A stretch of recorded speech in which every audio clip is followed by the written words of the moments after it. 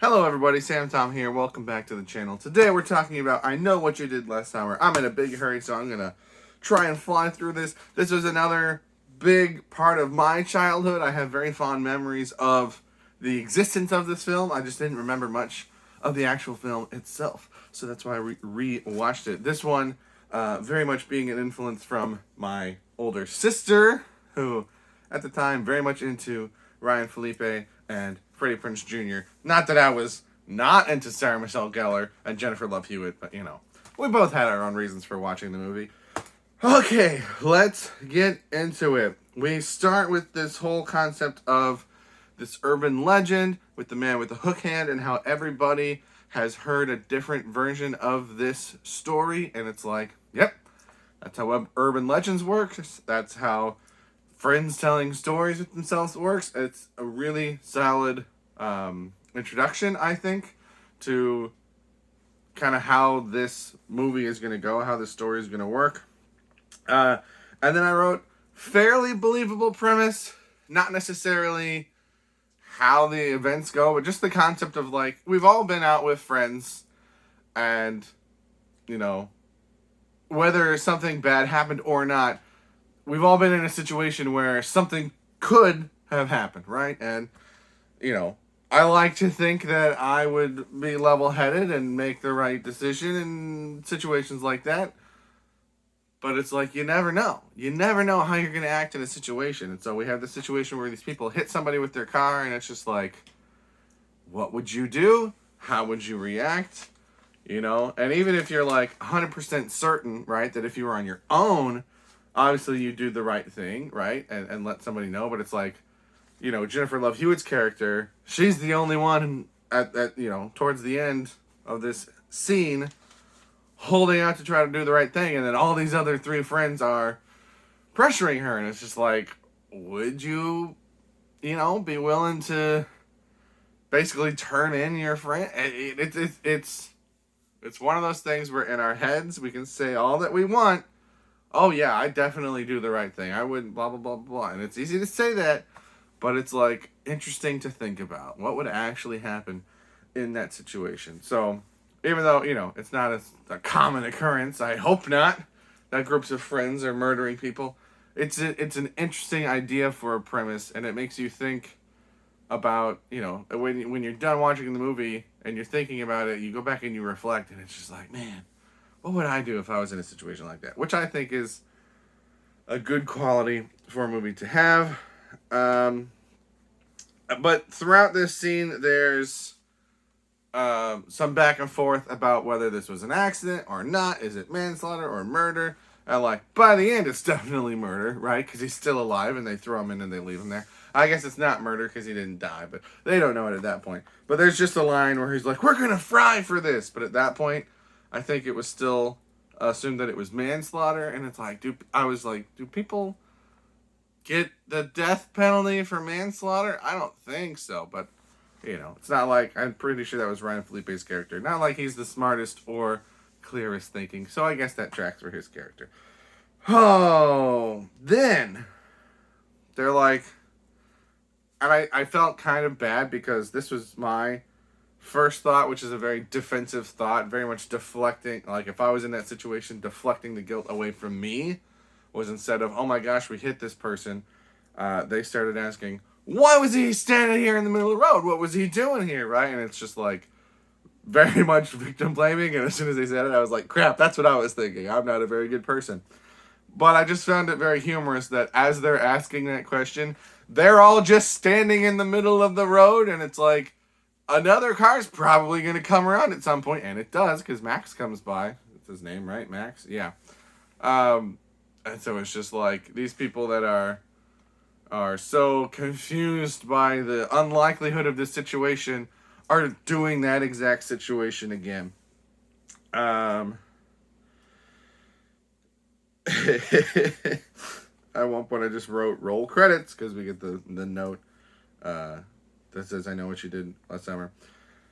The 1 year later, they're all talking about it. They're like trying to figure out what's going on because somebody knows, right? I don't even remember who said it, but one person says the line, "We were so careful." No, you weren't. You were out in the middle of the street, yelling, screaming, shouting at each other. Anyone who was anywhere near that area would have been very easily able to hide, and also very aware of what was going on. You were as you were the least careful that you could have possibly been. I wrote Hook Hand. I don't remember why I wrote that. I think it was just the concept that at this point in my kind of horror experience, I don't know if I had seen a lot of the Halloween, Nightmare on Elm Street, Friday the 13th movies, but I was kind of aware that, like, okay, all these guys kind of have their own weapon, right? And so you got the butcher knife, you got the machete, you got the hand claws, and the hook hand, I guess, wasn't totally original because I'm pretty sure Candyman came out before this, and he had a hook hand, but it wasn't like a fisherman's hook necessarily. But when I was a kid, I remember that this was. I think I had a bigger. This movie took up a bigger space in my mind than I think it does culturally, because this was like one of the big ones when I was a kid, and so like a hook hand to me was like nearly just as iconic as Jason's machete or Freddy's finger claws or what have you. But it also like works with the setting, so it's not just a thing that's there just to be there. It ties in, not really thematically, but just it ties in with the setting. It's a commonly available tool, so it makes sense that somebody would use that. The movie's more meta than I remember it being. I can't remember any examples because I watched this a few days ago and I've made videos on other movies between then. So I don't remember a whole bunch of examples. But this was written by the same guy that wrote Scream, I believe. I know there was someone that was involved in both. I think it was the writer. But they did this movie first, or the screenplay first, and then the Scream movie got made, and then that was so successful that they made this movie. So it's like the movie came after, but the concept came first. And it's definitely not on the same level as Scream in terms of how meta it is, but there's pieces of it there, so you can see that guy was kind of coming at things from that angle already. I can't read what that says, so I'm going to skip it.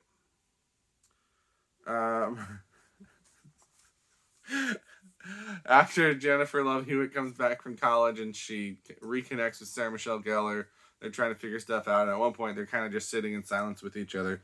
And Sarah Michelle Gellar goes, "What happened between us? Like, why are we so distant?" And I'm just like, "You murdered a guy!" And then didn't talk about it and then left. Like, why would you think that you're still just going to be friends like you were before? I thought that was really, really funny.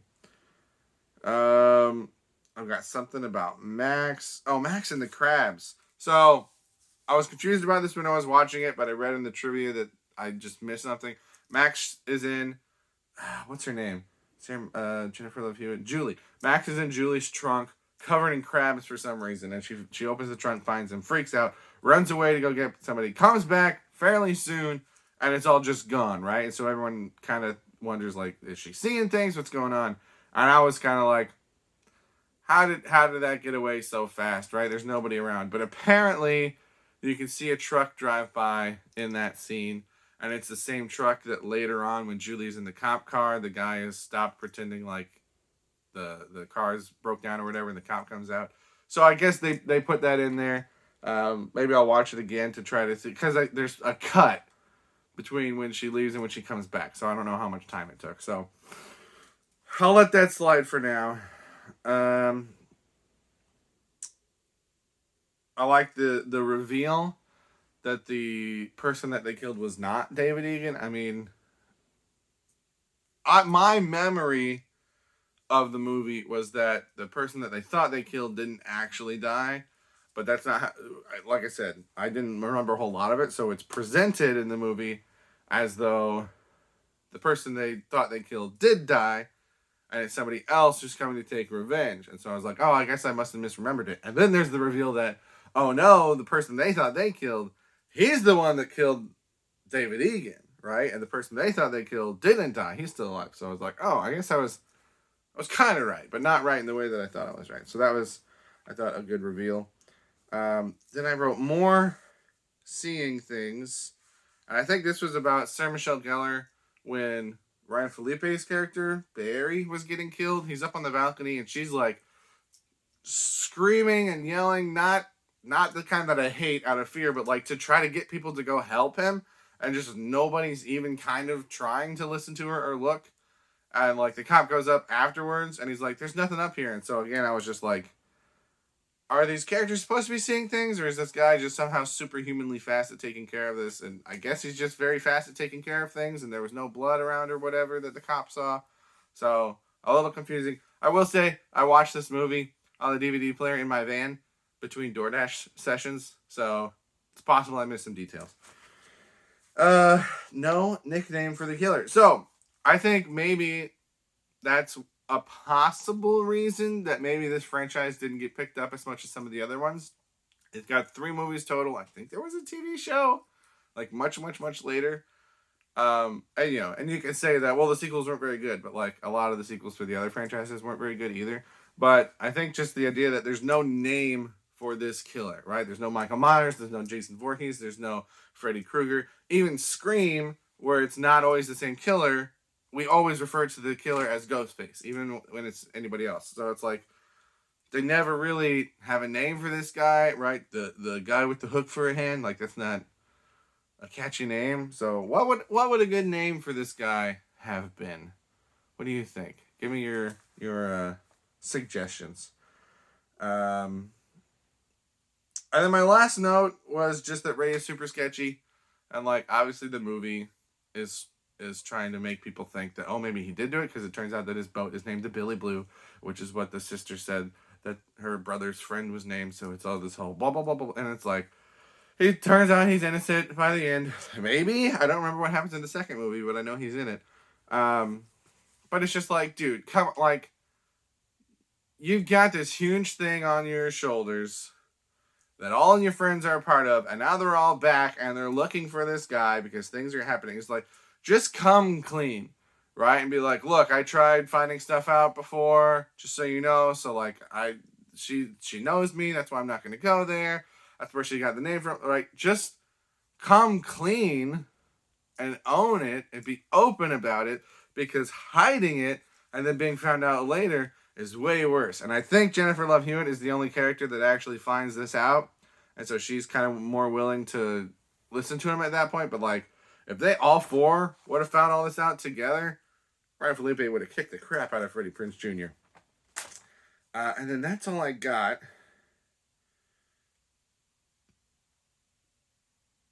I'm still trying to read this one note that I couldn't read, but I can't. So, oh, it says wanted to die. I think that's something that the sister was talking about. Was that she thinks that David committed suicide because he wanted to die. I don't remember why I wrote that note there. Maybe I was just like going to keep track of that story thread, which didn't really go anywhere. So, like I said, I'm in a hurry, so I'm going to end the video here. Thank you for watching. Let me know your thoughts and comments on this movie. Like I said, what would a good name for the killer be?